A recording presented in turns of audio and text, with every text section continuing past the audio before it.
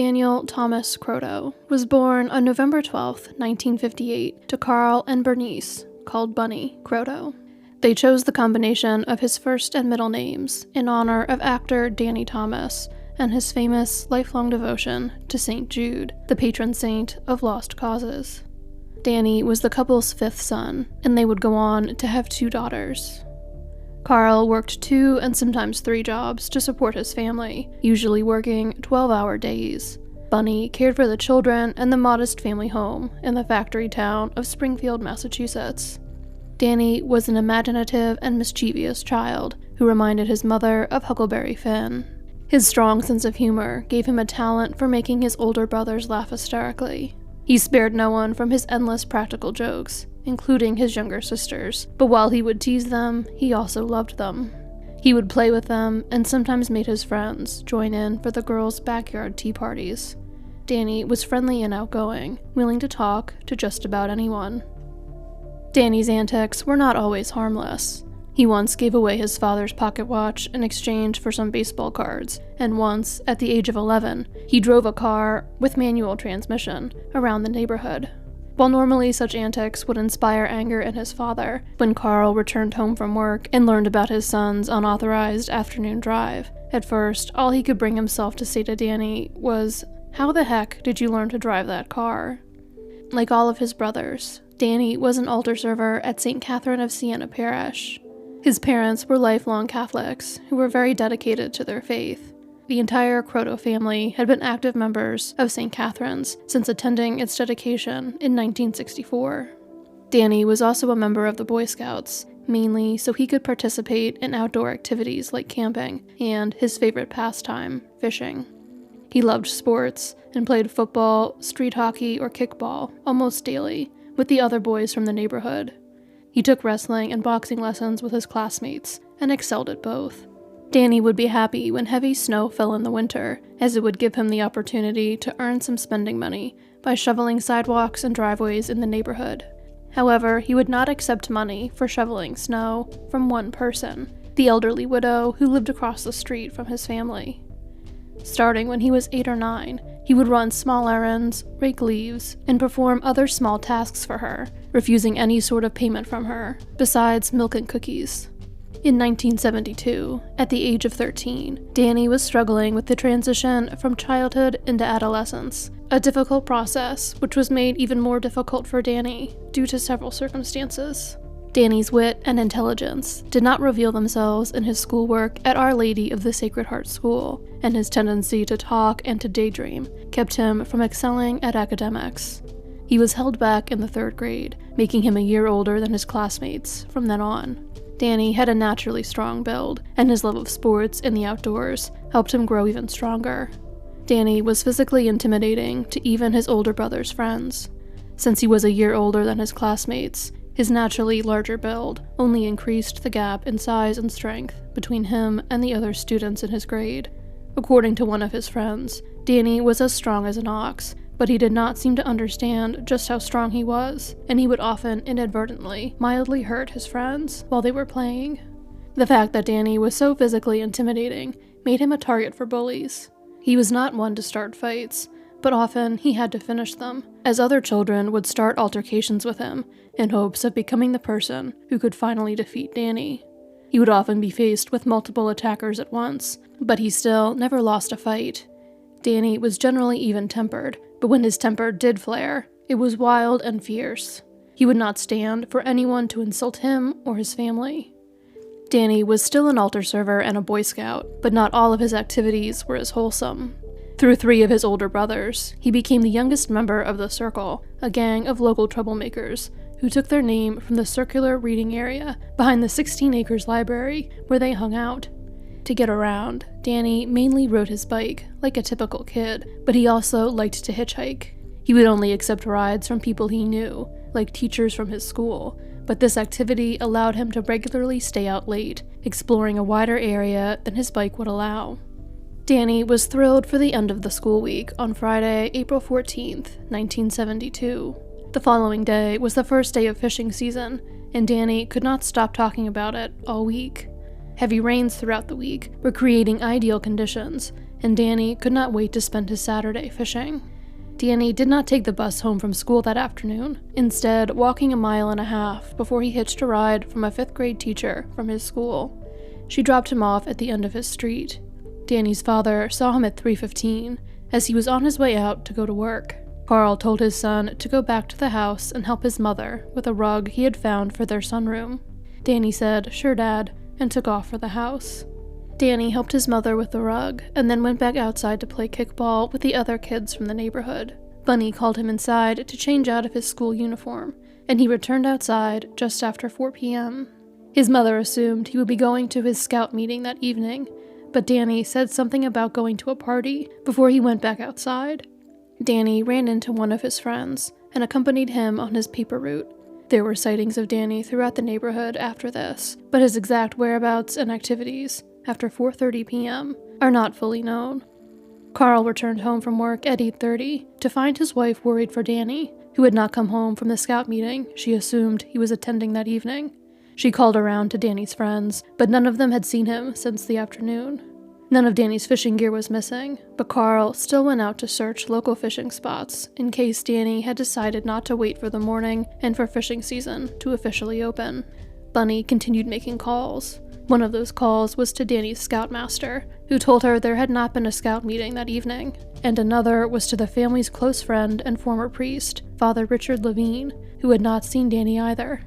Carl returned home from his fruitless search at 11, and 15 minutes later, Bunny called the Springfield police to report Danny missing. They refused to take the report until Danny had been missing for 12 hours, despite Bunny's pleas for help, since Danny was just a child. Father Levine called to see if Danny had been found at midnight and suggested that Carl and Bunny try filing a report in Chicopee, the neighboring town where he lived. A police report was finally taken at 2:11 a.m. Carl and Bunny stayed up all night, silently praying for their son's safety. Carl went out at 7:30 that morning to search the fishing spots again, in case his son had stayed out in hopes of getting an early start. The entire neighborhood soon mobilized to try to find Danny, with the adults calling around and the children searching for him on their bikes. Danny's brother Joseph and several of his friends decided to ride their bikes the 6 miles to one of Danny's favorite fishing spots at the Chicopee River under the Robinson Bridge. However, after making the hour-long bike ride, they found the area flooded with emergency vehicles. The police made them turn back before they could reach the river and check for Danny. The police were at the scene because at 8 o'clock that morning, a local handyman had arrived at the river to fish. When he looked out into the water, he saw a body floating in it. He ran back to his car, noticing a pool of what appeared to be blood on the ground that he had not seen when he arrived. He drove to a nearby junkyard and used their phone to call the police. After police removed the body from the water, they examined the contents of the pockets of its blood-stained clothes. Among the items they found was a piece of yellow exam paper with Daniel Croteau, grade 7, Our Lady of Sacred Heart School, written neatly at the top of it. Extensive blood evidence was found at the scene, which helped investigators piece together what had happened to Danny. Because of the recent heavy rains, investigators knew that all of the blood had been spilled during Danny's murder. A large 6-inch by 12-inch pool of blood under the bridge was surrounded by markings indicating there had been a struggle. It appeared Danny had been first attacked there, and that he at least briefly tried to fight back. Drag marks showed that Danny had been pulled, feet first, more than 80 feet to the edge of the river. Another pool of blood was found where the drag marks ended, and a 15-foot arc of blood splatter indicated that Danny, who was most likely completely incapacitated and potentially near death, received a severe beating at this location. Blood was found on the dirt and on nearby vegetation, as well as on several items scattered along the ground, like a piece of rope and a plastic straw. Most of the blood found at the scene was type O, consistent with Danny's blood type. However, type B blood was found on the rope and the straw found at the scene. Given how severely Danny had been beaten, this led investigators to conclude that the killer had cut his own hands in the process of beating Danny, leaving behind his own blood. 2 police officers went to the Croteau family home to notify Danny's parents of his death. Carl was just returning from another search for his son when they arrived. They told Carl that Danny had been in some trouble, which Carl at first took to mean that his son had been taken into custody, and they had to clarify that Danny had been murdered. Bunny knew that something was terribly wrong as soon as her husband and the police came inside and fell, sobbing, into Carl's arms. Carl went with the officers to the Chicopee police station, but asked them if they could stop at St. Mary's Parish, less than half a mile from the bridge under which Danny had been found. The family's former priest, Father Richard Levine, was currently assigned there. When Carl told Father Levine that Danny had been found dead, the priest offered to accompany him to the police station. When they arrived, Carl was informed that he would need to identify Danny's body. Father Levine told the police that he would identify the body instead, something Carl took as a kind gesture at the time. Father Levine identified the body at a local funeral home, and the autopsy was performed. The autopsy concluded that Danny came to his death as the result of multiple blunt injuries of the head, with fractures of the skull and laceration of the brain. A massive skull fracture, which could have potentially been fatal on its own, was located just behind Danny's right ear, and his jaw was broken. He had been beaten so severely that his various fractures more closely resembled those caused by high-impact events, like car and plane crashes. His face was covered in abrasions, with the more severe cuts on the right side and back of his head. Danny had also been strangled. The nature and extent of the injuries would lead investigators to conclude that the killer had been in a blind rage during the murder. Based on the location of the most serious of Danny's injuries, they also concluded that the killer was most likely left-handed. The autopsy also found that Danny's blood alcohol level had been 0.18 at the time of his death. This was almost double the legal limit at the time and more than double under today's laws. Several wads of chewing gum were found in Danny's stomach. Red fibers were found on his underwear and all over his socks, as though he had been walking on red carpet before he died. The exact time of Danny's death could not be determined. Danny's funeral was held on April 18th. His funeral mass and his internment at Hillcrest Park Cemetery were both presided over by Father Levine. He had a closed casket service. Father Levine had told Carl and Bunny on the day that Danny's body was located that they should keep the casket closed because they did not want to see Danny as he was found. Father Levine had not spent much time at Danny's wake the day before the funeral, and left it after he instructed Bunny's sister Betty, who had just flown in from California, to convince Bunny to keep the casket closed because Danny's face was completely disfigured from his injuries. Danny was friendly and talkative, which meant he could make friends with a wide variety of people. This included adult men. Police investigated several men he was known to associate with, as well as his scoutmaster and assistant scoutmaster. However, within a few days of the murder, they learned that there was one man with whom Danny spent an unusual amount of time, and that this same man was a strong potential suspect, Father Richard Levine. Father Levine had arrived at St. Catherine of Siena, the Croteau family parish, in 1967. He was a new priest, having been ordained in May of 1966. He had barely lasted a few months at each of his first 2 parish assignments due to his disruptive behavior and poor attitude. At first, he was very popular at St. Catherine's. He was considered to be a dynamic priest who took the time to get to know his parishioners and become involved in their daily lives. He dedicated a lot of attention to the children of the parish, especially the boys, many of whom viewed him as some sort of playboy older brother rather than a member of the clergy.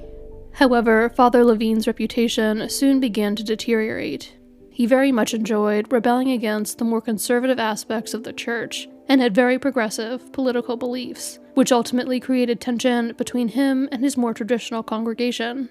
Furthermore, Father Levine's extreme temper created problems at the parish. He would scream at parishioners who arrived late to Mass, and once threw a book at the parents of a crying baby. Father Levine lasted longer at St. Catherine of Siena than he did at his first 2 parish assignments, but he was transferred to the larger parish of St. Mary's in June of 1968, a year after he arrived at St. Catherine of Siena. The Croteau family remained close with Father Levine even after he was transferred. While at St. Catherine of Siena, he had taken a great interest in helping the family. He ate dinner regularly with them and showed great interest in the Croteau boys, both of which were considered great honors at the time. If Carl were to be laid off from one of his multiple jobs, Father Levine would bring the family food from the rectory to help make ends meet, and offered to help babysit the children. He would take the croteau boys, along with other boys from the parish, on trips to Vermont or to property owned by his parents, where he was building an A-frame house. It was not uncommon for the boys to spend the night with Father Levine, even when they were not out of town, sleeping either at the rectory or at the home of Father Levine's parents in Chicopee. By the middle of 1971, however, Danny was the only one of the brothers invited along on trips and for sleepovers.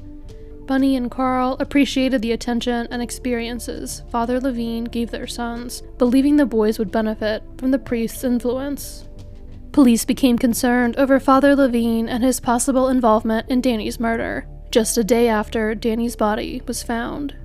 Chicopee Police Lieutenant Edmund Radwanski was at the crime scene when he came across Father Levine walking along the river. The priest asked 2 questions, which the lieutenant found suspicious. The first was concerning the tire impressions investigators had made of tire marks found under the bridge the day before. In such a popular hangout with so many cars and footprints, how can the prints you have be of any help? Father Levine asked, according to the lieutenant's report on the interaction. The other, even more concerning question was, if a stone was used and thrown in the river, would the blood still be on it? Father Levine had seen Danny's body when he identified it, but police had not yet discussed the fact that they believed Danny had been beaten with a rock with anyone outside of law enforcement, and would not reveal that information to even the croteaus for several weeks. As such, Lieutenant Radwanski was concerned about the specificity of the question, as well as the priest's reasons for asking it. A possible motive for Father Levine to kill Danny was discovered the day after his funeral. State Police Lieutenant James Fitzgibbon, the lead investigator on the case, came to the croteau family home to speak with the family. He asked Bunny and Carl why they did not have Danny's casket open at the funeral. They told him that Bunny's sister Betty had warned them that they needed to keep it closed because Father Levine had described to her how disfigured Danny's face had been. Lieutenant Fitzgibbon was confused by this and told them that in fact, the severe injuries Danny had sustained were on the side and back of his head, where they could have easily been concealed. Despite the vicious beating Danny had been subjected to, there had been minimal visible damage to his face.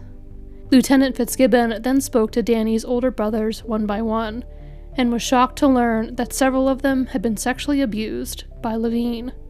When he told Carl and Bunny about this, they were stunned, and could not believe that a priest, much less their trusted family friend, could be capable of doing such a thing. As more details about Levine came out in the following days and weeks, they began to accept the idea that if Levine were capable of abusing their older boys, he was capable of doing the same thing to Danny, and perhaps of murder. Someone had called the croteau house the day before Danny's funeral. Danny's oldest brother, Carl Jr., had answered the phone. The caller would not identify himself and said, "We're very sorry what happened to Danny.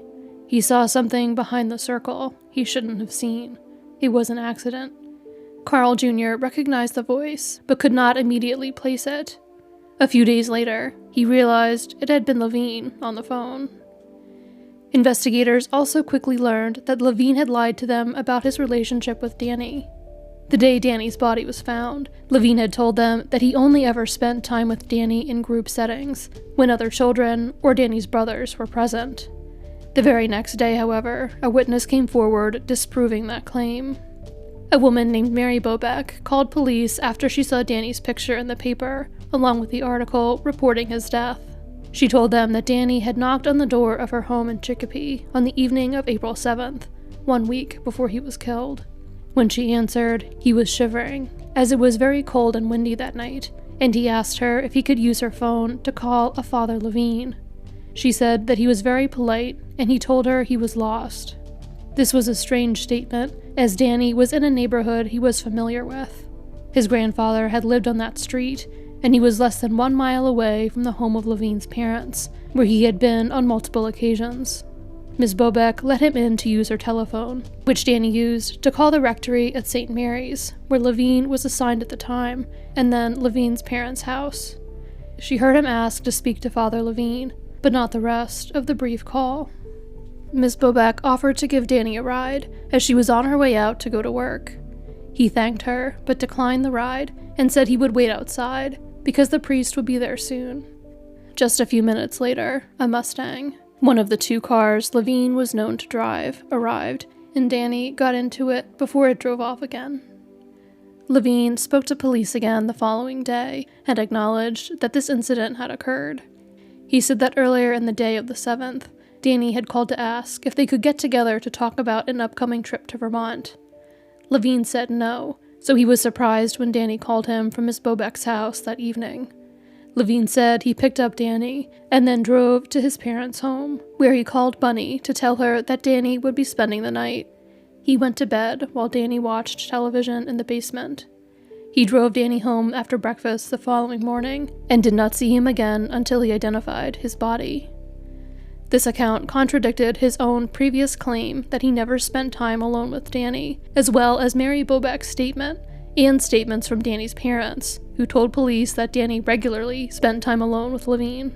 Furthermore, Levine claimed he picked up Danny at 7:30, contradicting Miss Bobek's statement that he had picked Danny up at 10:30. Miss Bobek was positive of the time, as when Levine picked up Danny, she was leaving for work, where she arrived by 11 p.m. According to Bunny Croteau, she did not receive the phone call from Levine asking if Danny could spend the night with him until 11:30. When Danny returned home on the morning of April 8th, after his overnight stay with Levine, he was not feeling well, and he threw up several times later in the day. There were several failings in the investigation that would eventually lead to speculation that Levine was not investigated thoroughly because of the status the church held at this time in Springfield. A search of the rectory at St. Mary's, where Levine lived, and Levine's parents' nearby home, where he often stayed and took Danny, could have found important evidence. Perhaps a red carpet with fibers that could be compared to the fibers found on Danny's socks and underwear. Investigators did go to the rectory in hopes of examining the clothes Levine had worn over the weekend of Danny's murder. However, the priest who answered the door refused to let them into the building. They never obtained a search warrant for either property. While Levine's strange statements and outright lies to police could potentially be used to successfully petition the court for search warrants today, in 1972, with the church held in such high esteem, it would have been much more difficult. Concerns that the church had interfered into the investigation into Levine stem in part from the fact that the district attorney at the time, Matthew J. Ryan Jr., was good friends with Christopher J. Weldon, the Bishop of Springfield. In a 2003 interview, Ryan, who had by then retired, said that while he believed Levine killed Danny, there was not enough evidence to move the case against him forward. What you think and what you can prove in court are two different things, he said. Whatever the motivation was, his office did not aggressively pursue search warrants that could have located the physical evidence that could have been used in court to prove Levine's involvement. While the police looked into other potential suspects, they were able to rule them out based on alibis and other evidence. The one person the investigation kept coming back to, and the one suspect that could not be eliminated, was Richard Levine.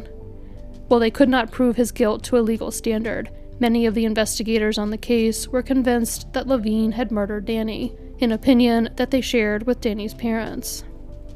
As devout, lifelong Catholics who attended church almost every day, Danny's parents struggled with the idea that a priest, much less one they knew and trusted, could be capable of committing any sort of crime, much less crimes as serious as sexual assault and murder. Carl and Bunny did eventually become convinced, based on their conversations with various investigators and their own re-examination of past events, without the reverence they had given Levine, that Levine had abused and then killed Danny. They also ultimately came to the conclusion that Levine had gone to so much trouble to make sure that Danny's casket had been closed at his funeral, not for their benefit, but for his own. Once they learned that Danny's serious injuries were in locations where they could have been easily concealed from them by the funeral home, they realized that Levine must have wanted the casket closed so that he would not have to see Danny's body again and be publicly reminded of what he had done to him. The couple struggled with the fact that they never got to see Danny one last time, to say goodbye to him. The Diocese of Springfield would later claim to have never received any complaints against Levine until 1986. However, shortly after Danny's murder, Lieutenant Fitzgibbon met with officials from the diocese to go over the sexual abuse allegations against Levine his investigation had uncovered, and diocesan records indicate that the diocese was aware Levine was a suspect in Danny's murder.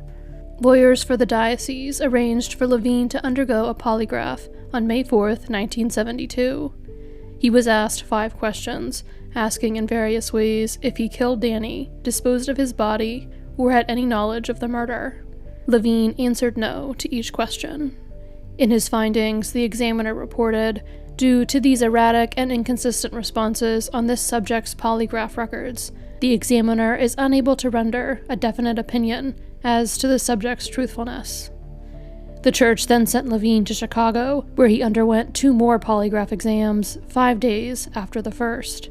He was asked the exact same 5 questions and gave the same 5 no's in response to them. This time he passed.